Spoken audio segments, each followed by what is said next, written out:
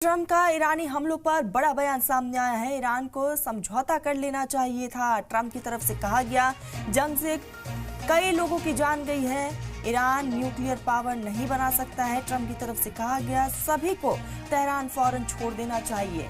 आपको बता दें कि एक तरफ ट्रंप कहते हैं कि इजराइल ने ईरान पर जो अटैक किया उसमें मेरा कोई हाथ नहीं। दूसरी तरफ डोनाल्ड ट्रंप की तरफ से ये बयान, जिसमें उन्होंने कहा कि ईरान को समझौता कर लेना चाहिए था।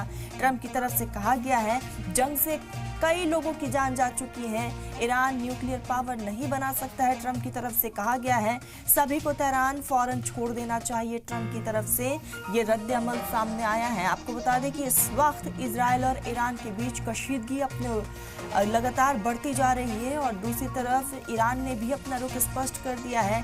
ईरान ने साफ तौर पर कहा है कि अब वो जंग से पीछे नहीं हटेगा और इसका बदला जरूर लेकर रहेगा। दूसरी तरफ डोनाल्ड ट्रंप ने साफ तौर पर कहा कि ईरान को अब समझौता कर लेना चाहिए, यानी कि वन टेबल टॉक की बात इस वक्त अमेरिका की तरफ से हो रही है। अमेरिका ने कहा है कि जंग से कई लोगों की जान चली गई है, ईरान न्यूक्लियर पावर नहीं बना सकता है।